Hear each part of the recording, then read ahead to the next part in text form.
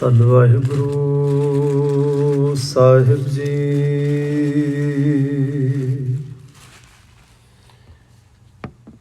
ਹਮ ਮੈਲੇ ਤੁਮ ਉਜਲ ਕਰਤੇ, ਹਮ ਨਿਰਗੁਣ ਤੂੰ ਦਾਤਾ।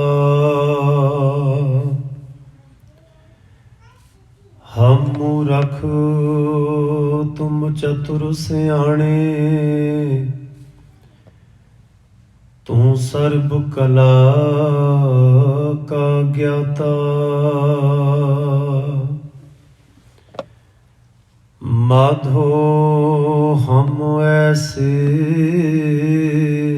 ਤੂੰ ਐਸਾ,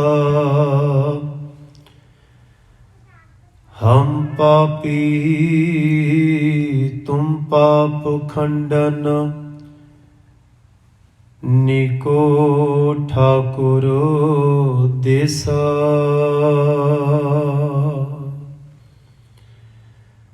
धन वाहिगुरु साहिब जीओ, जह बिख्या सगली तजी, लियो भेख बैराग। कहो नानक सुन रे मना, तह नर माथे भाग। जह माया ममता तजी, सब ते भयो उदास। कहो नानक सुन रे मना, तै खट ब्रह्म निवास।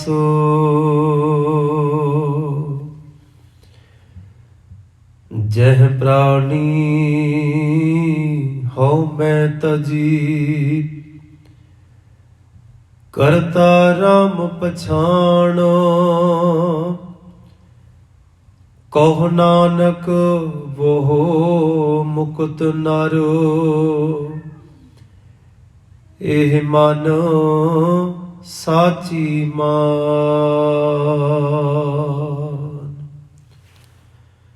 चवर छत्र तखत दे मालक ਸ਼ਬਦ ਗੁਰੂ ਪਾਤਸ਼ਾਹ ਸਤਿਗੁਰੂ ਗੁਰੂ ਗ੍ਰੰਥ ਸਾਹਿਬ ਮਹਾਰਾਜ ਜੀ ਦੇ ਸਜੇ ਹੋਏ ਦਰਬਾਰ ਦੇ ਵਿੱਚ ਜੁੜ ਬੈਠੇ ਸਤਸੰਗੀ ਜਨੋ, ਗੁਰੂ ਦੀ ਅਸੀਸ ਲੈ ਕੇ ਅਸੀਂ ਸਾਰੇ ਹੀ ਦੀਵਾਨ ਦੇ ਵਿੱਚ ਬੈਠ ਕੇ ਗੁਰਬਾਣੀ ਪਾਠ ਅਤੇ ਕੀਰਤਨ ਦਾ ਆਨੰਦ ਲੈ ਰਹੇ ਸਾਂ। ਸਤਿਗੁਰਾਂ ਦੀ ਮੁਬਾਰਕ ਬਾਣੀ ਨੂੰ ਜਿੱਥੇ ਅਸੀਂ ਪੜ੍ਹਦੇ ਹਾਂ ਨਿਤਨੇਮ ਰੂਪ ਦੇ ਵਿੱਚ, ਸਹਿਜ ਪਾਠ ਰੂਪ ਦੇ ਵਿੱਚ,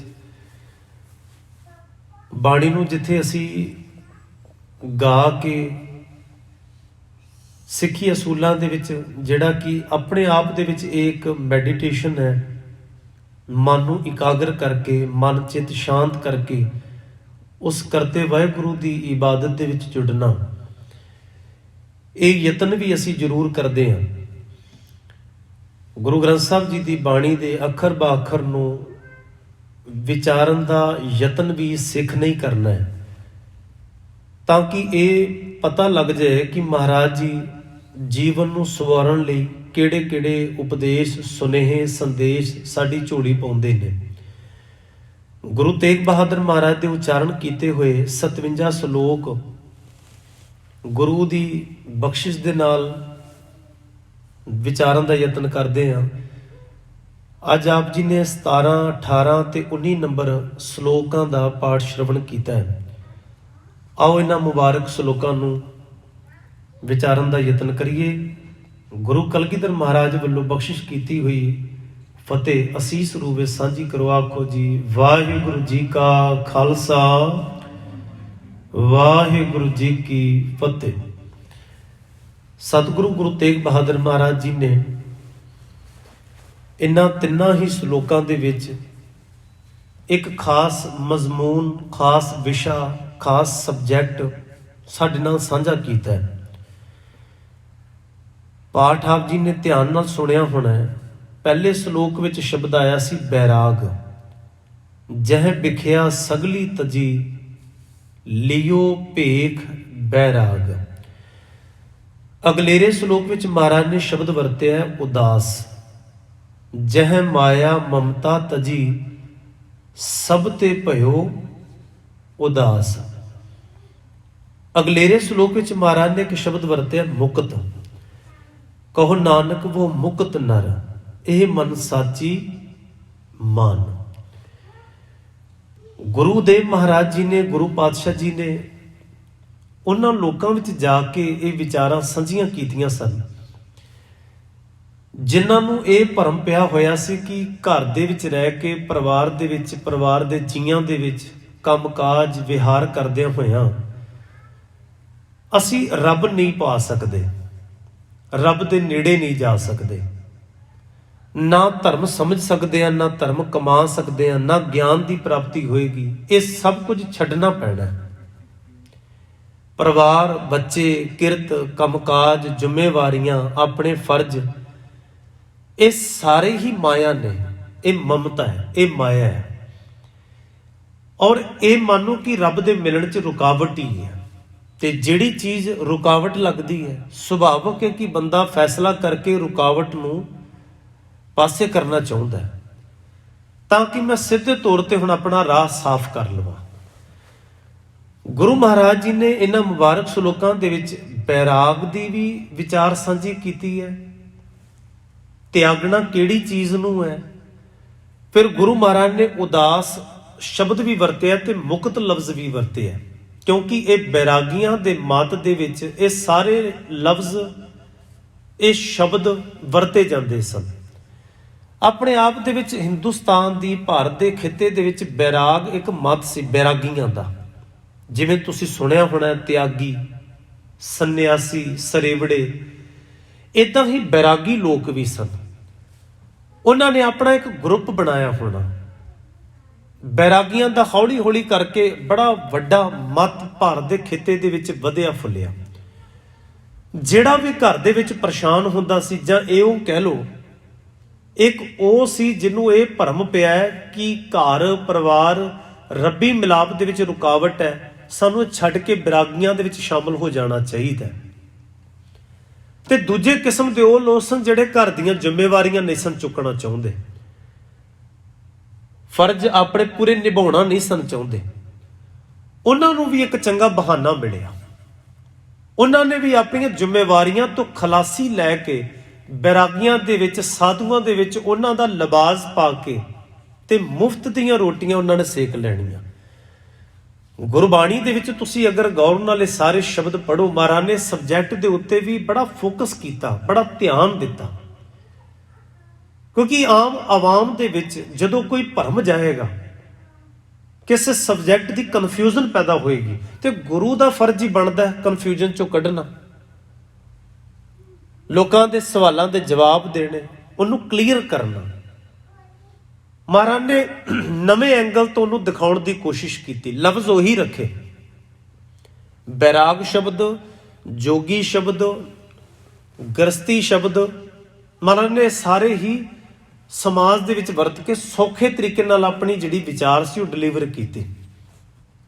ਔਰ ਜਿਸ ਸੰਬੰਧੀ ਮੈਂ ਬੇਨਤੀ ਕਰ ਰਿਹਾ ਸਾਂ ਕਿ ਕਈਆਂ ਨੇ ਬਹਾਨਾ ਲੱਭਿਆ। ਉੱਥੇ ਮਹਾਰਾਜ ਨੇ ਆਖਿਆ ਪੂੰਗਰ ਤਾਪ ਗੇਰੀ ਕੇ ਬਸਤਰਾ ਅਪਦਾ ਕਾ ਮਾਰਿਆ ਗ੍ਰਹਿ ਤੇ ਨਸਤਾ। ਇੱਕ ਕਿਸਮ ਦੇ ਲੋਕ ਸਨ ਅਪਦਾ ਕਾ, ਡਰ ਗਏ ਕਿ ਨਿਆਣੇ ਪਾਲਣੇ ਕਿਹੜਾ ਸੌਖਾ ਹੈ। ਘਰ ਦੇ ਵਿੱਚ ਪਤੀ ਪਤਨੀ ਦੋ ਇੱਕ ਨਜ਼ਦੀਕੀ ਰਿਸ਼ਤੇ ਨੇ ਭਾਵੇਂ, ਪਰ ਇਹਨਾਂ ਵਿੱਚ ਵੀ ਤਲਖੀ ਆ ਜਾਂਦੀ ਹੈ, ਗੁੱਸਾ, ਇੱਕ ਦੂਜੇ ਨਾਲ ਜਵਾਬ, ਸਵਾਲ ਜਵਾਬ, ਹਉ ਹੰਕਾਰ ਦੇ ਕਰਕੇ ਵਖਰੇਵੇਂ, ਦੂਰੀਆਂ ਬਣਦੀਆਂ ਨੇ ਘਰਾਂ ਦੇ ਵਿੱਚ, ਪ੍ਰੋਬਲਮ ਆਉਂਦੀਆਂ ਨੇ। ਮਾਂ ਬਾਪ ਨਾਲ, ਬੱਚਿਆਂ ਨਾਲ ਨਵੀਂ ਸਮੱਸਿਆਵਾਂ ਹੁੰਦੀਆਂ ਨੇ। ਮਹਾਰਾਜ ਕਹਿੰਦੇ ਨੇ ਉਹਨਾਂ ਨੇ ਇਹ ਸਮੱਸਿਆਵਾਂ ਫੇਸ ਨਹੀਂ ਕੀਤੀਆਂ, ਇਹਦੇ ਲਈ ਤਿਆਰੀ ਨਹੀਂ ਕੀਤੀ, ਮਨ ਨੂੰ ਪ੍ਰਪੇਅਰ ਨਹੀਂ ਕੀਤਾ। ਉਹ ਰੱਬ ਹੋਰ ਹੀ ਕਿਸਮ ਦਾ ਸਮਝ ਰਹੇ ਸਨ, ਮਿਲਾਪ ਹੋਰ ਹੀ ਕਿਸੇ ਢੰਗ ਦਾ ਜਾਣਦੇ ਸਨ, ਤੇ ਇਸ ਨੂੰ ਉਹਨਾਂ ਨੇ ਮਾਇਆ ਸਮਝ ਲਿਆ ਕਿ ਸਭ ਝੰਜਟ ਹੈ, ਇਹ ਰੁਕਾਵਟ ਹੈ, ਜੰਜਾਲ ਹੈ, ਇਹ ਦਿੱਕਤਾਂ ਨੇ। ਪੂਰ ਤਾਪ ਗੇਰੀ ਕੇ ਬਸਤਰਾ, ਅਪਦਾ ਕਾ ਮਾਰਿਆ ਗ੍ਰਹਿ ਤੇ ਨਸਤਾ। ਮਹਾਰਾਜ ਕਹਿੰਦੇ ਨੇ ਕਿੱਥੋਂ ਤੱਕ ਨਸੇਗਾ ਤੂੰ, ਦੇ ਛੋੜ ਪਰਦੇਸੇ ਤਾਇਆ ਪੰਜ ਚੰਡਾਲ ਨਾਲੇ ਲੈ ਆਇਆ। ਜਿਹੜਾ ਸੁਭਾਅ ਹੁੰਦਾ ਨਾ ਉਹ ਬੰਦੇ ਦੇ ਨਾਲ ਨਾਲ ਹੀ ਜਾਏਗਾ।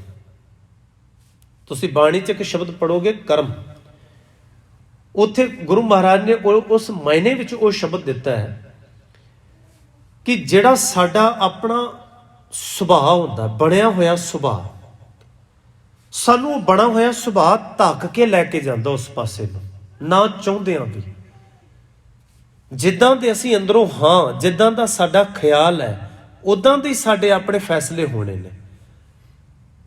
ਉਹ ਬਣਿਆ ਹੋਇਆ ਸੁਭਾਅ ਬੰਦੇ ਨੂੰ ਬਦੋ ਬਦੀ ਲੈ ਕੇ ਜਾਂਦਾ, ਧੱਕੇ ਨਾਲ ਲੈ ਕੇ ਜਾਂਦਾ। ਔਰ ਤੁਸੀਂ ਵੇਖੋ, ਬੜੇ ਸੁਭਾਅ ਕਰਕੇ ਬੰਦਾ ਕਈ ਵਾਰੀ ਡਿਸੀਜਨ ਗਲਤ ਲੈ ਲੈਂਦਾ, ਖਰਾਬੀ ਆਉਂਦੀ ਹੈ, ਨੁਕਸਾਨ ਹੁੰਦਾ ਹੈ, ਮੁੜ ਕੇ 4 ਕਦਮ ਪਿੱਛੇ ਵੇਖ ਕੇ ਪਛਤਾਵਾ ਜਾ ਕਰਦਾ, ਮੇਰੇ ਤੋਂ ਭੁੱਲ ਹੋਈ ਹੈ, ਕਾਹਲੀ ਹੋ ਗਈ। ਇਦਾਂ ਨਹੀਂ ਸੀ ਪਰਿਵਾਰ ਦੇ ਵਿੱਚ ਤਲਖੀ ਆਉਣੀ ਚਾਹੀਦੀ, ਕਿਉਂਕਿ ਉਹਦਾ ਆਪਣਾ ਸੁਭਾਅ ਹੈ, ਉਹ ਆਪਣੇ ਸੁਭਾਅ ਤੋਂ ਹੀ ਮਜਬੂਰ ਹੋ ਗਿਆ। ਅਸੀਂ ਆਮ ਲਫ਼ਜ਼ ਨਹੀਂ ਕਹਿ ਦਿੰਦੇ, ਇਹ ਤੇ ਬੰਦਾ ਆਪਣੇ ਸੁਭਾਅ ਤੋਂ ਹੀ ਬਸ ਮਜਬੂਰ ਹੈ। ਭਾਵ ਇਹ ਹੈ ਕਿ ਉਹ ਕਮਜ਼ੋਰ ਪੈ ਗਿਆ, ਉਹਦਾ ਸੁਭਾਅ ਉਹਦੇ ਤੇ ਹਾਵੀ ਹੋ ਗਿਆ। ਹੁਣ ਉਹ ਬਣਿਆ ਹੋਇਆ ਸੁਭਾਅ ਜ਼ਰੂਰੀ ਤੇ ਨਹੀਂ ਕਿ ਠੀਕ ਹੀ ਹੋਵੇ। ਗਲਤ ਸੁਭਾਅ ਪਾਲ ਲੈਣਾ ਵੀ ਆਪਣੇ ਆਪ ਨੂੰ ਫਾਹੇ ਲਾਉਣ ਬਰਾਬਰ ਹੈ, ਕਿਉਂਕਿ ਬਾਰ-ਬਾਰ ਮਜਬੂਰੀ ਆਏਗੀ, ਬਾਰ-ਬਾਰ ਪ੍ਰੋਬਲਮ ਆਏਗੀ, ਸਮੱਸਿਆਵਾਂ ਆਉਣੀਆਂ ਹੀ ਆਉਣੀਆਂ ਨੇ ਉਹਦੇ ਸਾਹਮਣੇ। ਸੋ ਗੁਰੂ ਮਹਾਰਾਜ ਨੇ ਆਖਿਆ ਹੋਇਆ ਕਿ ਬਣੇ ਹੋਏ ਸੁਭਾਅ ਕਰਕੇ ਉਹ ਬੈਰਾਗੀਆਂ ਦੇ ਭਾਵੇਂ ਮੱਤ 'ਚ ਚਲਾ ਜਾਏ, ਲੜੇਗਾ ਉੱਥੇ ਵੀ। ਹੁਣ ਘਰ ਦੀ ਲੜਾਈ ਛੱਡ ਕੇ ਬੈਰਾਗੀਆਂ ਦੇ ਟੋਲੇ ਵਿੱਚ ਇਹ ਤਾਂ ਨਹੀਂ ਨਾ ਕਿ ਉੱਥੇ ਜਾ ਕੇ ਉਹਦਾ ਸੁਭਾਅ ਬਦਲ ਗਿਆ, ਸੁਭਾਅ ਤੇ ਨਾਲ ਨਾਲ ਹੀ ਚੱਲ ਰਿਹਾ ਹੈ। ਹੁਣ ਜਿਹੜਾ ਆਪਣੇ ਘਰ ਦੇ ਵਿੱਚ ਮੰਨ ਲਓ ਜ਼ਮੀਨ ਜਾਇਦਾਦ, ਉਹਨੇ ਵੱਧ ਤੋਂ ਵੱਧ ਸੰਪਤਾ ਇਕੱਠੀ ਕਰਕੇ ਫੈਲਾ ਕਰਨਾ। ਹੁਣ ਇਹੋ ਜਿਹਾ ਬੰਦਾ ਅਗਰ ਮੰਨ ਲਓ ਘਰ ਛੱਡ ਦੇ, ਪਰਿਵਾਰ ਛੱਡ ਦੇ, 2 ਜੀ ਛੱਡ ਦੇ, ਕੀ ਤੁਹਾਨੂੰ ਲੱਗਦਾ ਕਿ ਉਹ ਬੰਦਾ ਅੱਗੇ ਜਾ ਕੇ ਇਹਦਾ ਵਿਸਥਾਰ ਨਹੀਂ ਕਰੇਗਾ? ਹੋ ਸਕਦਾ ਉਹਦੇ ਅੰਦਰ ਦੀਆਂ ਆਸਾਂ ਕਿਤੇ ਵੱਡੀਆਂ ਹੋਣ, ਘਰ ਦੇ ਵਿੱਚ ਰਹਿ ਕੇ ਉਹਦੀਆਂ ਆਸਾਂ ਕੰਪਲੀਟ ਨਹੀਂ ਹੋ ਪਾ ਰਹੀਆਂ। ਕਬੀਰ ਸਾਹਿਬ ਦਾ ਇੱਕ ਸ਼ਲੋਕ ਹੁੰਦਾ, ਉੱਥੇ ਉਹਨਾਂ ਨੇ ਆਖਿਆ, ਚਾਲੇ ਥੇ ਹਰ ਮਿਲਨ ਕੋ ਬੀਚੇ ਅਟਕਿਓ ਚੀਤ, ਸਿੱਖ ਸਾਖਾ ਬਹੁਤੇ ਕੀਏ ਕੇਸੋ ਕੀਓ ਨਾ ਮੀਤ। ਆਪਣਾ ਪਰਿਵਾਰ ਛੱਡ ਕੇ ਰੱਬ ਮਿਲਣ ਦਾ ਦਾਵਾ ਕਰਕੇ ਤੁਰਨ ਵਾਲਾ ਅੱਗੇ ਬੜਾ ਵੱਡਾ ਡੇਰਾ ਪਾ ਕੇ ਬਹਿ ਗਿਆ, ਹਜ਼ਾਰਾਂ ਚੇਲੇ ਚਪਾੜ ਬਣਾ ਕੇ ਬਹਿ ਗਿਆ। ਉਹ ਇੰਨੀ ਭੀੜ ਇਕੱਠੀ ਕਰਕੇ ਬਹਿ ਗਿਆ ਕਿ ਉਸ ਭੀੜ 'ਚ ਹੀ ਫਸ ਗਿਆ। ਉਹ ਭੀੜ ਉਹਨੂੰ ਨਿਕਲਣ ਨਹੀਂ ਦਿੰਦੀ। ਇਹ ਜਿਹੜੇ ਸੋ ਕਾਲਡ ਸੰਤ ਬ੍ਰਹਮ ਗਿਆਨੀ ਬਾਬੇ ਮਹਾਂਪੁਰਖ ਬਣੇ ਨੇ ਨਾ, ਇਹ ਨਿਕਲ ਨਹੀਂ ਸਕਦੇ ਛੇਤੀ, ਇਹ ਨਿਕਲ ਨਹੀਂ ਪਾਉਣਗੇ। ਇਹਨਾਂ ਦੇ ਚੇਲਿਆਂ ਨੇ ਨਹੀਂ ਉਹਨੂੰ ਨਿਕਲਣ ਦੇਣਾ। ਵੇਖੋ ਗੁਰੂ ਨਾਨਕ ਮਹਾਰਾਜ ਦਾ ਇੱਕ ਸ਼ਲੋਕ ਹੁੰਦਾ, ਉੱਥੇ ਮਹਾਰਾਜ ਨੇ ਆਖਿਆ, ਕਹਿੰਦੇ ਇੱਕ ਚੂਹਿਆਂ ਦੀ ਨਾ ਆਪਸ ਵਿੱਚ ਸਭਾ ਹੋਈ, ਉਹਨਾਂ ਦੇ ਵਿੱਚੋਂ ਦੀ ਇੱਕ ਜਾਣੇ ਨੇ ਆਖਿਆ ਕਿ ਕੋਈ ਗੱਲ ਹੀ ਨਹੀਂ, ਡਰਨ ਦੀ ਘਬਰਾਉਣ ਦੀ ਲੋੜ ਨਹੀਂ, ਬਿੱਲੀ ਤੋਂ ਕਾਹਦਾ ਡਰ, ਬਿੱਲੀ ਤੋਂ ਕਾਹਦਾ ਡਰਨਾ, ਤੇ ਤੁਸੀਂ ਬਸ ਮੇਰੀ ਅਗਵਾਈ ਦੇ ਵਿੱਚ ਤੁਰਿਓ, ਅਸੀਂ ਬਿੱਲੀ ਨੂੰ ਢਾਹ ਲਵਾਂਗੇ। ਚੂਹਿਆਂ ਨੇ ਆਪਸ ਵਿੱਚ ਸਭਾ ਕਰਕੇ ਮਤਾ ਪਕਾ ਲਿਆ ਤੇ ਆਖਿਆ, ਪਤਾ ਕਿੱਦਾਂ ਲੱਗੇਗਾ ਆਗੂ ਕੌਣ ਹੈ ਸਾਡਾ, ਬਈ ਆਗੂ ਕੌਣ, ਅਗਵਾਈ ਕੌਣ ਕਰ ਰਿਹਾ? ਤੇ ਉਹਦੇ ਪਿੱਛੇ ਕੀ ਕੀਤਾ, ਪੂਛ ਦੇ ਨਾਲ ਨਾ ਇੱਕ ਛੱਜ ਬਣ ਦਿੱਤਾ, ਛੱਜ ਬਣ ਦਿੱਤਾ ਗਿਆ ਪੂਛ ਦੇ ਨਾਲ, ਤਾਂ ਕਿ ਪਤਾ ਲੱਗੇ ਜੀ ਵੀ ਇਹ ਅਗਵਾਈ ਕਰਨ ਵਾਲਾ ਸਾਡਾ ਆਗੂ ਹੈ। ਗੁਰੂ ਨਾਨਕ ਮਹਾਰਾਜ ਦਾ ਸ਼ਬਦ ਹੈ। ਗੁਰੂ ਮਹਾਰਾਜ ਕਹਿੰਦੇ ਨੇ, ਕੁਲਹਾਂ ਦਿੰਦੇ ਬਾਵਲੇ ਲੈਂਦੇ ਵੱਡੇ ਨਿਲੱਜ। ਕੁਲਾਂ ਦਾ ਅਰਥ ਹੈ ਆਪਣੀ ਕੁਲ ਵਿੱਚੋਂ ਨਾ ਸਾਰਾ ਰਾਜ ਭਾਗ ਜਿਹੜਾ ਲੋਕਾਂ ਦੀ ਮਾਇਆ ਨਾਲ ਬਣਾਇਆ ਹੁੰਦਾ, ਉਹ ਆਪਣੀ ਅਗਲੇ ਅੰਸ਼ ਨੂੰ ਦੇ ਦੇਣਾ, ਆਪਣੇ ਪਰਿਵਾਰ ਵਿੱਚੋਂ ਪੁੱਤ ਨੂੰ ਦੇ ਦੇਣਾ। ਇਹ ਗੱਦੀ ਜੀ ਹੁਣ ਇਹਨੂੰ ਹੈ। ਤੁਸੀਂ ਵੇਖਿਆ ਹੋਣਾ ਬਹੁਤੇ ਡੇਰਿਆਂ 'ਚ ਬਹੁਤੇ ਬਾਬਿਆਂ ਨੇ ਆਪਣੀ ਰਿਸ਼ਤੇਦਾਰੀ ਦੇ ਵਿੱਚੋਂ ਦੀ ਹੀ ਬੰਦੇ ਚੁਣਨੇ ਹੁੰਦੇ ਨੇ, ਤਾਂ ਕਿ ਇਹ ਸਾਰੀ ਜਾਇਦਾਦ ਸਾਡੇ ਕੰਟਰੋਲ ਦੇ ਵਿੱਚ ਰਹੇ। ਮਹਾਰਾਜ ਕਹਿੰਦੇ ਨੇ, ਕੁਲਹਾਂ ਦਿੰਦੇ ਬਾਵਲੇ ਲੈਂਦੇ ਵੱਡੇ ਨਿਲੱਜ। ਨਿਲੱਜ ਕਹਿੰਦੇ ਨੇ ਬੇਸ਼ਰਮ, ਲੈਣ ਵਾਲਾ ਬੇਸ਼ਰਮ ਹੈ, ਦੇਣ ਵਾਲਾ ਜਿਹੜਾ ਉਹ ਨਿਲੱਜ, ਉਹ ਅੱਤ ਦੇ ਵਿੱਚ ਹੈ, ਉਹ ਬੇਸ਼ਰਮੀ ਹੰਢਾ ਚੁੱਕਾ ਹੈ। ਕੁਲਹਾਂ ਦਿੰਦੇ ਬਾਵਲੇ, ਉਹ ਬਾਵਲੇ ਬੰਦੇ ਨੇ। ਲੈਂਦੇ ਵੱਡੇ ਨਿਲੱਜ, ਮਹਾਰਾਜ ਕਹਿੰਦੇ ਨੇ, ਚੂਹਾ ਖੱਡ ਨਾ ਮਾਵਈ ਤਿੱਕਲ ਬੰਨੇ ਛੱਜ। ਜਿਹਦੇ ਚੂਹੇ ਤੇ ਛੱਜ ਵੱਜੀ ਸੀ ਨਾ, ਜਦੋਂ ਬਿੱਲੀ ਆਈ ਸਾਰੇ ਤਾਂ ਭੱਜ ਗਏ, ਉਹ ਵਿਚਾਰੇ ਦੀ ਛੱਜ ਅੜ ਗਈ। ਉਹ ਜਦੋਂ ਰੁੱਡ ਵਿੱਚ ਵੜਨ ਲੱਗਾ ਨਾ, ਬਚਾਅ ਕਰਨ ਲੱਗਾ, ਤੇ ਉਹਦਾ ਜਿਹੜਾ ਛੱਜ ਵੱਜਾ ਸੀ ਉਹਨੂੰ ਉਹਨੇ ਵੜਨ ਨਹੀਂ ਦਿੱਤਾ ਅੰਦਰ, ਉਹ ਪਹਿਲਾਂ ਫਸ ਗਿਆ। ਹੁਣ ਵੇਖੋ ਗੁਰੂ ਮਹਾਰਾਜ ਕਿੰਨੇ ਸਪਸ਼ਟ ਸ਼ਬਦਾਂ ਦੇ ਵਿੱਚ ਗੱਲਾਂ ਸਮਝਾਉਂਦੇ ਰਹੇ ਕਿ ਭੀੜ ਹੀ ਇਹ ਆਪਣੇ ਵਿੱਚੋਂ ਇੱਕ ਬੰਦਾ ਚੁਣ ਕੇ ਉਹਨੂੰ ਛੱਜ ਬੰਨ ਦਿੰਦੀ ਹੈ। ਸੰਤਤਾਈ ਦਾ, ਬ੍ਰਹਮ ਗਿਆਨੀ ਹੋ ਜਾਣ ਦਾ, ਪਹੁੰਚੇ ਹੋਏ ਮਹਾਂਪੁਰਖ ਇੱਕ ਛੱਜ ਹੀ ਹੈ, ਬਸ ਹੋਰ ਕੁਝ ਨਹੀਂ ਹੈਗਾ। ਉਹ ਛੱਜ ਜਿਹੜਾ ਉਹਨੂੰ ਇੰਨਾ ਫਸਾ ਦਿੰਦਾ ਕਿ ਉਹ ਨਿਕਲ ਹੀ ਨਹੀਂ ਪਾਉਂਦਾ, ਹੁਣ ਉਹ ਫਸ ਕੇ ਰਹਿ ਜਾਂਦਾ। ਚੱਲ ਇੱਥੇ ਹਰ ਮਿਲਣ ਕੋ ਬੀਚੇ ਅਟਕਿਓ ਚੀਤ, ਮੰਜ਼ਿਲ ਬਹੁਤ ਦੂਰ ਰਹਿ ਜਾਂਦੀ ਹੈ। ਅੱਧ ਵਿਚਾਲੇ ਹੀ ਵਿਚਾਰਾ ਆਪਣਾ ਸਾਹ ਤੋੜ ਦਿੰਦਾ, ਸਫ਼ਰ ਉੱਥੇ ਹੀ ਮੁੱਕ ਜਾਂਦਾ ਉਹਦਾ। ਗੁਰੂ ਮਹਾਰਾਜ ਨੇ ਜਿੱਥੇ ਆਮ ਆਵਾਮ ਨੂੰ ਸਮਝਾਇਆ ਕਿ ਤੁਸੀਂ ਹੀ ਆਪਣੇ ਵਿੱਚੋਂ ਇਹੋ ਜਿਹੇ ਅਡੰਬਰ ਪੈਦਾ ਕਰਦੇ ਹੋ, ਤੇ ਅਡੰਬਰ ਵਾਲੇ ਕਰਨ ਵਾਲਿਆਂ ਨੂੰ ਵੀ ਮਹਾਰਾਜ ਜਾ ਕੇ ਮਿਲੇ, ਉਹਨਾਂ ਨੂੰ ਵੀ ਆਖਿਆ ਇਹਦੀ ਲੋੜ ਕੀ ਸੀ, ਇਹਦੇ ਨਾਲ ਕੀ ਪ੍ਰਾਪਤੀ ਹੋ ਗਈ ਤੁਹਾਨੂੰ, ਇਹਦੇ ਨਾਲ ਕੀ ਤੁਹਾਡਾ ਕੁਝ ਸਵਰਿਆ, ਸਮਾਜ ਦਾ ਭਲਾ ਹੋਇਆ, ਤੁਹਾਡੇ ਬੱਚੇ ਵਿੜਕਦੇ ਨੇ, ਘਰ ਦੀਆਂ ਜ਼ਿੰਮੇਵਾਰੀਆਂ ਸਾਰੀਆਂ ਛੱਡ ਕੇ ਤੁਸੀਂ ਇੱਥੇ ਵਿਹਲੇ ਬੈਠੇ ਹੋਏ ਹੋ।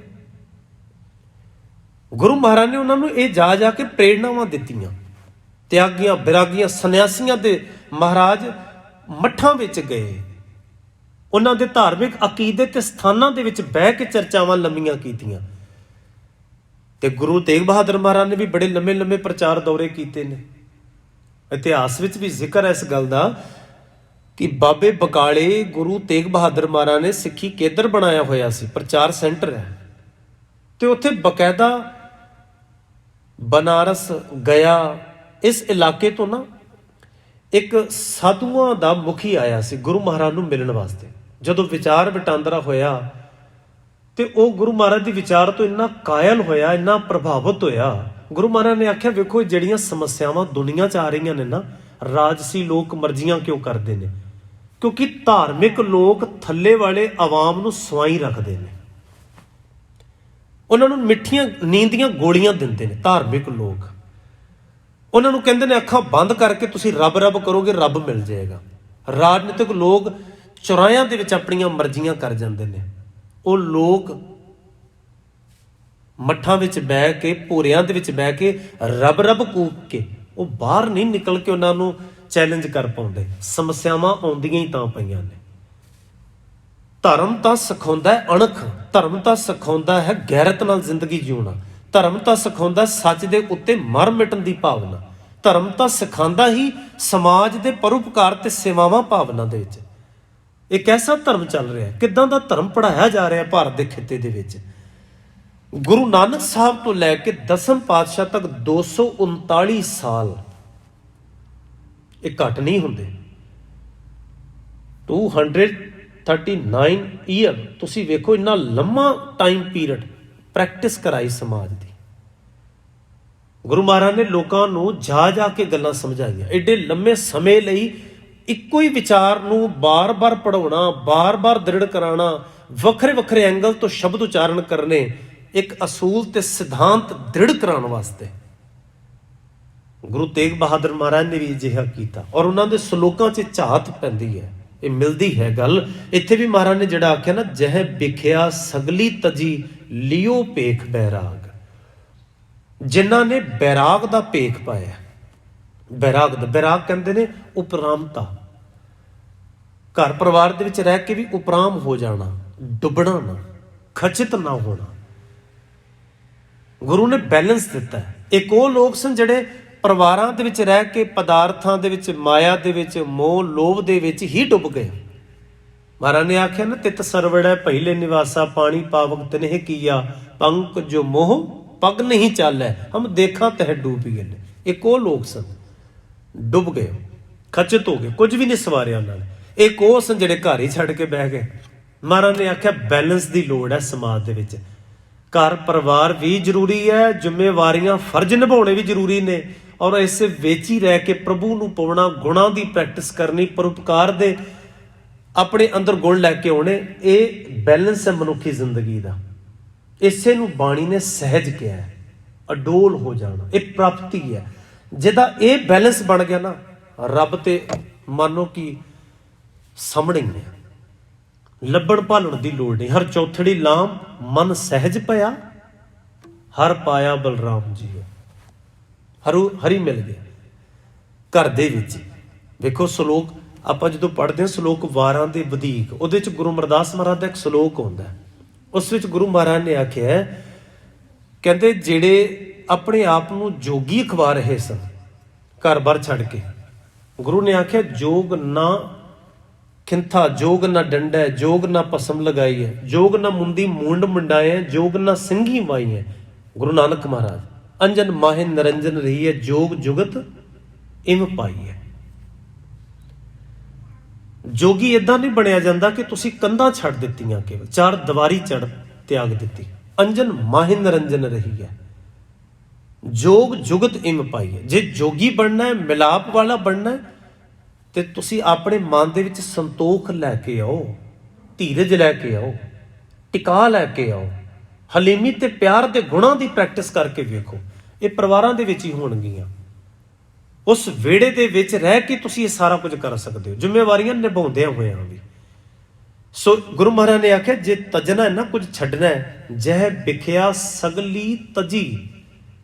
ਜੇ ਛੱਡਣਾ ਹੈ, ਤਜਣਾ ਹੈ, ਕੁਝ ਤਿਆਗਣਾ ਹੈ, ਤੇ ਵਿਖਿਆ ਤਿਆਗ ਦਵੋ। ਵਿਖਿਆ ਦਾ ਅਰਥ ਹੁੰਦਾ ਜ਼ਹਿਰ। ਜ਼ਹਿਰ ਦਾ ਮਾਇਨਾ ਬਣਦਾ ਹੈ ਮਨੁੱਖੀ ਜੀਵਨ ਨੂੰ ਤਬਾਹ ਕਰਨ ਵਾਲੀ ਹਰ ਇੱਕ ਉਹ ਵਿਚਾਰ, ਹਰ ਇੱਕ ਸ਼ੈ, ਹਰ ਪਦਾਰਥ ਜੋ ਤਬਾਹੀ ਲਈ ਬਣਿਆ, ਉਹ ਛੱਡਣਾ ਚਾਹੀਦਾ ਔਰ ਸਾਰਾ ਕੁਝ ਹੀ ਛੱਡ ਦੇਣਾ ਚਾਹੀਦਾ। ਜਿਹੜੀ ਚੀਜ਼ਾਂ ਤਬਾਹੀ ਦੇ ਲਈ ਬਣੀਆਂ ਨੇ ਨਾ, ਮਨੁੱਖੀ ਜੀਵਨ ਨੂੰ ਬਰਬਾਦ ਕਰ ਰਹੀਆਂ ਨੇ, ਮਹਾਰਾਜ ਕਹਿੰਦੇ ਨੇ ਉਹ ਜ਼ਹਿਰ ਛੱਡ ਦੇਣਾ ਹੀ ਭਲਾ ਹੈ। ਜੈ ਵਿਖਿਆ ਸਗਲੀ ਤਜੀ। ਤੇ ਕੀ ਕਰੀਏ? ਲਿਓ ਭੇਖ ਬੈਰਾਗ। ਬੈਰਾਗ ਦਾ ਭੇਖ ਧਾਰਨ ਕਰ ਲੈ। ਉਹ ਬਾਹਰੋਂ ਲਿਬਾਸ ਪਾਉਂਦੇ ਸਨ ਤੇ ਅਖਵਾਉਂਦੇ ਸਨ ਬੈਰਾਗੀ ਨੇ। ਮਹਾਰਾਜ ਕਹਿੰਦੇ ਨੇ ਬਾਹਰੋਂ ਲਿਬਾਸ ਨਾਲ ਕੌਣ ਬੈਰਾਗੀ ਬਣਦਾ? ਬੈਰਾਗ ਤਾਂ ਰੱਬੀ ਮਿਲਾਪ ਦੀ ਤਾਂਘ ਨੂੰ ਜਨਮ ਦਿੰਦਾ ਹੈ। ਹਰ ਤੀਜੜੀ ਲਾਮ ਮਨ ਚਾਓ ਭਇਆ ਬੈਰਾਗੀਆਂ। ਬਲਰਾਮ ਜੀਓ, ਬੈਰਾਗੀਆਂ ਦੇ ਅੰਦਰ ਚਾਓ ਜਨਮ ਲੈਂਦਾ, ਵਿਛੋੜੇ ਦੀ ਭਾਵਨਾ ਜਾਗਦੀ ਹੈ। ਅਸੀਂ ਗੁਣਾਂ ਤੋਂ ਵਿਛੜੇ ਹਾਂ, ਚੰਗੀ ਜ਼ਿੰਦਗੀ ਜਾਚ ਤੋਂ ਵਿਛੜੇ ਹੋਏ ਹਾਂ, ਕੁਦਰਤ ਦੇ ਆਨੰਦ ਤੋਂ ਵਿਛੜੇ ਹੋਏ ਹਾਂ, ਪ੍ਰਮਾਤਮਾ ਵਾਹਿਗੁਰੂ ਦੇ ਭਾਣੇ ਤੇ ਦੀ ਰਜ਼ਾ ਤੋਂ ਵਿਛੜੇ ਹੋਏ ਹਾਂ। ਵਿਛੋੜੇ ਦਾ ਇੱਕ ਅਹਿਸਾਸ ਜਾਗਦਾ ਹੈ, ਜਦੋਂ ਤੁਰਦਾ ਉਹਨੂੰ ਬੈਰਾਗ ਕਿਹਾ ਜਾਂਦਾ ਹੈ। ਇਹ ਭੇਖ ਪਾ, ਇਹ ਲਿਬਾਸ ਬਣਾ, ਇਹ ਆਇਡੈਂਟੀਟੀ ਆਪਣੀ ਕਾਇਮ ਕਰ, ਕਿਉਂਕਿ ਭੇਖ ਆਇਡੈਂਟੀਟੀ ਸੀ ਉਹਦੀ। ਬੈਰਾਗੀ ਤਿਆਗੀ ਜੋਗੀਆਂ ਦੇ ਲਿਬਾਸ ਤੋਂ ਹੀ ਪਤਾ ਲੱਗਦਾ ਸੀ ਕਿਹੜੀ ਕੈਟਾਗਰੀ ਦਾ ਬੰਦਾ। ਇਹੋ ਜੀ ਭਾਵਨਾ ਪੈਦਾ ਕਰੇ, ਤੇਰੀ ਆਇਡੈਂਟੀਟੀ ਬਣਨੀ ਚਾਹੀਦੀ ਹੈ। ਲਿਓ ਭੇਖ ਬੈਰਾਗ, ਕਹੋ ਨਾਨਕ ਸੁਣ ਰਹੇ ਮਨਾ। ਹੇ ਮੇਰੇ ਮਨਾ, ਸੁਣ ਗੱਲ, ਤਹਿ ਨਰ ਮਾਥੇ ਭਾਗ। ਉਸ ਮਨੁੱਖ ਦੇ ਮੱਥੇ ਦੇ ਭਾਗ ਜਾਗ ਗਏ। ਕਿਉਂਕਿ ਅਸੀਂ ਆਮ ਹੀ ਕਹਿੰਦੇ ਜੀ ਫਲਾਣੇ ਦੇ ਬੜੇ ਭਾਗ ਚੰਗੇ ਨੇ, ਉਹਨੇ ਆਪਣੇ ਬੜੇ ਭਾਗ ਜਗਾ ਲਏ ਨੇ, ਮਾਲਕ ਨੇ ਉਹਦੇ ਭਾਗ ਵਧੀਆ ਬਣਾ ਦਿੱਤੇ ਨੇ, ਉਹਦੇ ਭਾਗਾਂ ਵਿੱਚ ਸੀ ਤੇ ਉਹਦੇ ਹਿੱਸੇ ਵਿੱਚ ਇਹ ਆਇਆ।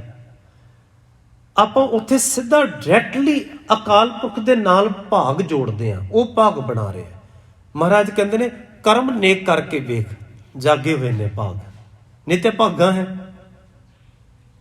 ਜੇ ਤੂੰ ਬਾਹਰ ਦੇ ਲਿਬਾਸ ਤੇ ਭੇਖ ਤੇ ਹੀ ਜ਼ੋਰ ਦੇ ਰਿਹਾ ਤਾਂ ਵੀ ਇਹ ਭਾਗਾ ਰਹਿ ਸਕਦਾ ਤੂੰ। ਸ਼ਲੋਕ ਕਬੀਰ ਸਾਹਿਬ ਦਾ ਅਖੀਰਲਾ ਸ਼ਲੋਕ ਹੈ ਉਹਨਾਂ ਦੇ ਸ਼ਲੋਕਾਂ ਦੇ ਵਿੱਚ, ਜੋ ਗ੍ਰਹਿ ਤਜੇ ਜੋ ਧਰਮ ਕਰੇ। ਤਾਂ ਗ੍ਰਸਤੀ ਨੂੰ ਉੱਥੇ ਕਬੀਰ ਸਾਹਿਬ ਨੇ ਆਖਿਆ ਜੇ ਤੂੰ ਧਰਮੀ ਬਣਨਾ ਚਾਹੁੰਦਾ, ਧਰਮੀ ਅਖਵਾਉਣਾ ਚਾਹੁੰਦਾ ਤੇ ਇੱਕ ਸੌਖਾ ਜਿਹਾ ਤਰੀਕਾ ਹੈ, ਜੋ ਗ੍ਰਹਿ ਤਜੇ ਤਾਂ ਧਰਮ ਕਰ, ਨਾਹੇ ਤਾਂ ਕਰ ਬੈਰਾਗ। ਤੇ ਅਖੀਰਲੀ ਪੰਕਤੀ ਆਖਿਆ ਬੈਰਾਗੀ ਬੰਧਨ ਕਰੇ ਤਾਂ ਕੋ ਵੱਡੋ ਅਭਾਗ। ਜੇ ਬੈਰਾਗੀ ਵੀ ਬੰਧਨ ਚ ਪਿਆ ਹੋਇਆ ਹੈ, ਉਹਦਾ ਇੱਕ ਦਾਇਰਾ ਹੈ, ਆਹ ਮੇਰੇ ਡੇਰਾ ਹੈ, ਆਹ ਸਾਡੀ ਮਰਿਆਦਾ ਹੈ, ਆਹ ਸਾਡੇ ਚੇਲੇ ਬਾਲਕੇ ਨੇ, ਉਹ ਬੰਧਨ ਦੇ ਵਿੱਚ ਹੈ, ਤਾਂ ਕੋ ਵੱਡੋ ਅਭਾਗ। ਇਹ ਤੋਂ ਵੱਡਾ ਅਭਾਗਾ ਬੰਦਾ ਹੋ ਹੀ ਨਹੀਂ ਸਕਦਾ। ਹੁਣ ਵੇਖੋ ਉਹਦੇ ਕੋਲ ਕਿਹੜੀ ਚੀਜ਼ ਦੀ ਕਮੀ ਹੈ, ਜੈ ਜੈਕਾਰ ਉਹਦੀ ਹੋ ਰਹੀ ਹੈ, ਲੋਕ ਨਾਮਦਾਨ ਉਹਦੇ ਕੋਲ ਲੈਣ ਆਉਂਦੇ ਨੇ, ਮੱਥੇ ਲੋਕ ਉਹਨੂੰ ਟੇਕਦੇ ਨੇ, ਉਹਦੀਆਂ ਫੋਟੋਆਂ ਘਰ 'ਚ ਟੰਗੀਆਂ ਨੇ। ਮਹਾਰਾਜ ਕਹਿੰਦੇ ਨੇ ਭਾਗਾ ਹੈ। ਭਾਗਾ ਬੰਦਾ ਖੁਦ ਬਣਨਾ ਪੈਂਦਾ, ਭਾਗ ਆਪਣੇ ਆਪ ਹੀ ਬੰਦੇ ਨੇ ਜਗਾਉਣੇ ਨੇ, ਕੋਈ ਕਿਸਮਤਾਂ ਰੱਬ ਨੇ ਉਂਗਲਾਂ ਦੇ ਵਿੱਚ ਲਕੀਰਾਂ ਪਾ ਕੇ ਨਹੀਂ ਕਿਸੇ ਦੀਆਂ ਭੇਜੀਆਂ। ਕਿਸਮਤਾਂ 'ਚ ਲਿਖਿਆ ਹੈ, ਮੱਥੇ ਦੀਆਂ ਲਕੀਰਾਂ 'ਚ ਲਿਖਿਆ ਹੈ, ਇਹ ਸਭ ਲੁੱਟ ਹੈ, ਕੁਝ ਨਹੀਂ ਇਹਦੇ 'ਚ ਹੈਗਾ। ਬਾਂਦਰਾਂ ਦੀਆਂ ਵੀ ਲਕੀਰਾਂ ਹੁੰਦੀਆਂ ਨੇ, ਤੁਸੀਂ ਵੇਖ ਲਿਓ ਕਦੀ, ਉਹ ਵਿਚਾਰੇ ਛਾਲਾਂ ਹੀ ਮਾਰਦੇ ਰਹਿ ਜਾਂਦੇ ਨੇ ਸਾਰੀ ਜ਼ਿੰਦਗੀ ਇਸ ਟਾਂਡ ਤੋਂ ਉਸ ਟਾਂਡ ਦੇ ਵਿੱਚ। ਇਸ ਕਰਕੇ ਲਕੀਰਾਂ ਦੇ ਵਿੱਚ ਨਹੀਂ ਹੁੰਦਾ, ਮਸ਼ੱਕਤ ਦੇ ਵਿੱਚ ਹੁੰਦਾ। ਮਹਾਰਾਜ ਨੇ ਆਖਿਆ ਜਿੰਨੀ ਨਾਮ ਧਿਆਇਆ ਗਏ ਮਸ਼ੱਕਤ ਘਾਲ।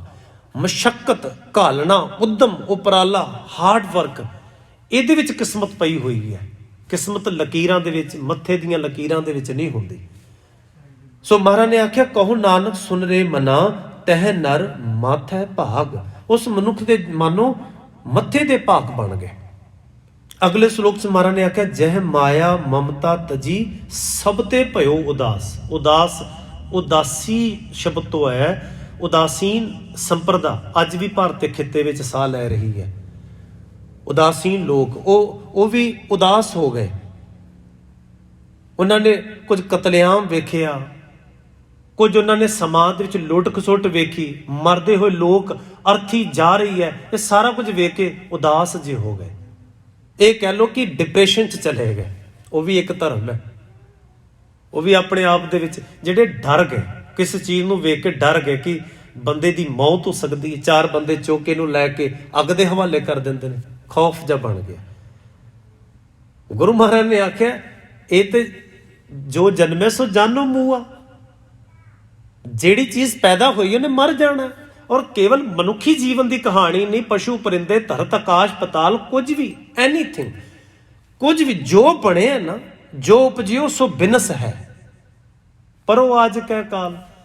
ਡਰਨਾ ਕਾਹਦਾ ਇਸ ਚੀਜ਼ ਤੋਂ, ਘਬਰਾਉਣਾ ਕਿਉਂ? ਹਾਂ, ਜਦੋਂ ਤੱਕ ਸਰੀਰ ਹੈ ਉਹਨੂੰ ਵਧੀਆ ਢੰਗ ਦੇ ਨਾਲ ਜਿਉਣਾ, ਇਹ ਘਾਲਣਾ, ਇਹ ਮਸ਼ੱਕਤ, ਇਹ ਪੂਰਨ ਧਿਆਨ, ਇਹ ਸਾਡੇ ਹਿੱਸੇ ਆ ਜਾਏ ਤਾਂ ਗੱਲ ਬਣ ਸਕਦੀ ਹੈ। ਕਰਨਾ ਕੱਖ ਵੀ ਨਹੀਂ ਹੈਗਾ, ਪਰ ਸਵਾਵਾਂ ਮਲ ਕੇ ਤੇ ਡਰ ਪੈਦਾ ਕਰ ਲੈਣਾ। ਜੋਗੀ ਕਿਉਂ ਸਵਾਵਾਂ ਮਲਦੇ ਸਨ?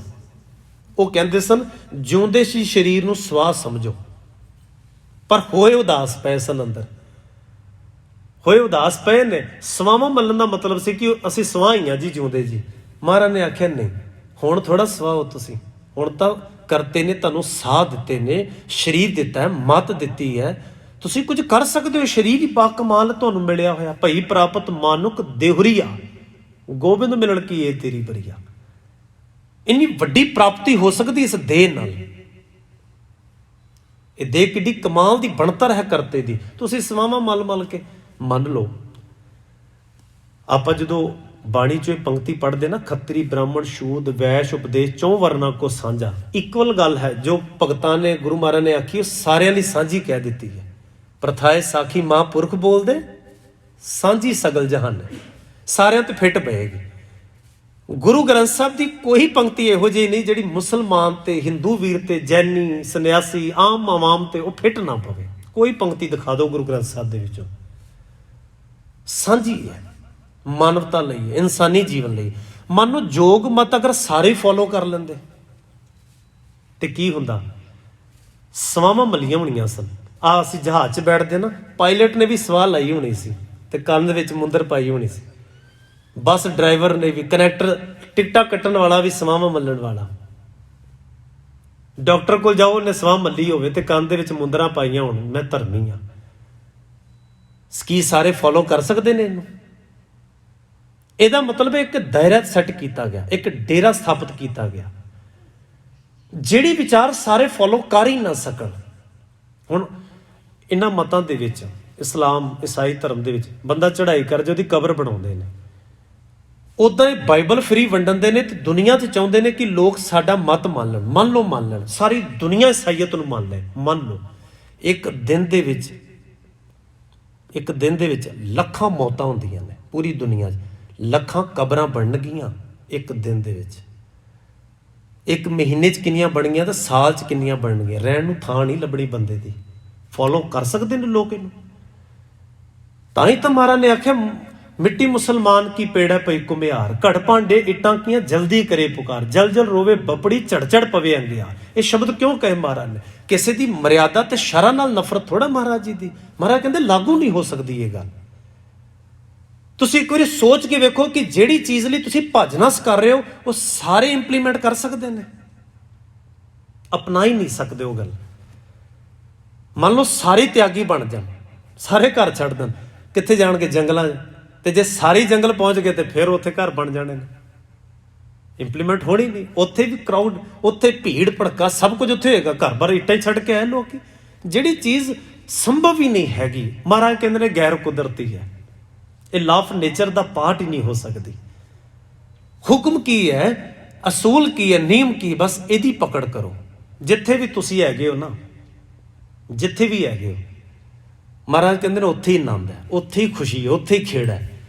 ਉਹ ਭਾਵੇਂ ਗੱਦਿਆਂ ਤੇ ਬੈਠੇ ਹੋ ਤਾਂ ਵੀ, ਆਰੇ ਦੇ ਥੱਲੇ ਬੈਠੇ ਹੋ ਤਾਂ ਵੀ, ਜੇ ਗੱਲ ਸਮਝ ਪੈ ਜਾਏ ਤੇ ਤੁਹਾਡਾ ਆਨੰਦ, ਤੁਹਾਡੀ ਖੁਸ਼ੀ, ਤੁਹਾਡਾ ਵਿਕਾਸ ਕੋਈ ਖੋ ਨਹੀਂ ਕਿ ਲੈ ਕੇ ਜਾ ਸਕਦਾ, ਉਹ ਸੁੱਖ ਖੋਇਆ ਨਹੀਂ ਜਾ ਸਕਦਾ। ਸੋ ਮਹਾਰਾਜ ਕਹਿੰਦੇ ਨੇ ਜੇ ਕੁਝ ਤਜਣਾ ਹੈ, ਜਹ ਮਾਇਆ ਮਮਤਾ ਤਜੀ। ਮਾਇਆ ਨਹੀਂ ਛੱਡਣੀ, ਮਾਇਆ ਦੀ ਮਮਤਾ ਛੱਡਣੀ ਹੈ। ਮਾਇਆ ਦਾ ਅਰਥ ਹੈ ਧੀ ਪੁੱਤ, ਪਰਿਵਾਰ, ਘਰ ਪਰਿਵਾਰ, ਜੌਬ, ਆਪਣਾ ਬਿਜ਼ਨਸ, ਸਭ ਮਾਇਆ ਹੈ। ਇਹ ਛੱਡਣਾ ਨਹੀਂ, ਇਹ ਤਿਆਗਣਾ ਨਹੀਂ। ਮਹਾਰਾਜ ਕਹਿੰਦੇ ਨੇ ਇਹਦੀ ਪਕੜ ਤਿਆਗਣੀ ਹੈ। ਪਕੜ ਨਾ ਕਰੋ, ਹੈਗੀ ਹੈ ਤੇ ਇੰਜੋਏ ਕਰੋ, ਨਹੀਂ ਹੈਗੀ ਤੇ ਖੁਸ਼ੀ ਦੇ ਵਿੱਚ, ਭਾਣੇ ਦੇ ਵਿੱਚ ਜੀਵਨ ਕਿਵੇਂ ਜਿਉਣਾ ਹੈ, ਉਹ ਬੈਲੈਂਸ ਹੈ। ਸਾਡੀ ਪ੍ਰੋਬਲਮ ਹੈ ਕਿ ਬਸ ਆਈ ਜਾਵੇ ਤਾਂ ਸੁੱਖ ਦੀ ਪਰਿਭਾਸ਼ਾ ਸਾਡੇ ਤੇ ਫਿੱਟ ਬਹਿਣੀ ਹੈ, ਜਾਏ ਕੁਝ ਵੀ ਨਾ। ਮਹਾਰਾਜ ਕਹਿੰਦੇ ਤਾਂ ਹੋ ਹੀ ਨਹੀਂ ਸਕਦਾ, ਹੋ ਹੀ ਨਹੀਂ ਸਕਦਾ। ਜਿਹੜੀ ਚੀਜ਼ ਮਿਲੀ ਹੈ ਉਹਨੇ ਜਾਣਾ ਹੈ।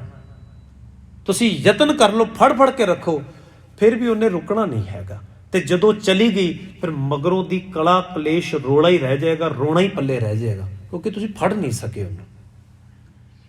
ਜੈ ਮਾਇਆ ਮਮਤਾ ਤਜੀ, ਸਭ ਤੇ ਭਇਓ ਉਦਾਸ। ਉਪਰਾਮ ਹੋ ਜਾਵੇ, ਉਦਾਸ ਉਪਰਾਮ ਹੋ ਜਾਵੇ। ਤੇ ਮਹਾਰਾਜ ਕਹਿੰਦੇ ਨੇ ਕਹੋ ਨਾਨਕ ਸੁਣ ਰੇ ਮਨਾ, ਤਹਿ ਘਟ ਬ੍ਰਹਮ ਨਿਵਾਸ। ਉਹਦੇ ਅੰਦਰ ਹੀ ਬ੍ਰਹਮ ਹੈ, ਬ੍ਰਹਮ ਦਾ ਨਿਵਾਸ ਹੈ, ਜਿਹੜਾ ਇਹੋ ਜਿਹੀ ਜੀਵਨ ਸ਼ੈਲੀ ਜੀ ਰਿਹਾ ਹੈ। ਜੈ ਪ੍ਰਾਣੀ ਹਉਮੈ ਤਜੀ, ਕਰਤਾ ਰਾਮ ਪਛਾਣ। ਜਿਸ ਮਨੁੱਖ ਨੇ ਹਉਮੈ ਹੰਕਾਰ ਤਿਆਗ ਦਿੱਤਾ, ਕਰਤੇ ਦੀ ਪਛਾਣ ਕਰ ਲਈ, ਕਹੋ ਨਾਨਕ ਵੋ ਮੁਕਤ ਨਰ। ਇਹ ਮਨ ਸਾਚੀ ਮਾਨ, ਮੁਕਤ ਹੈ ਉਹ।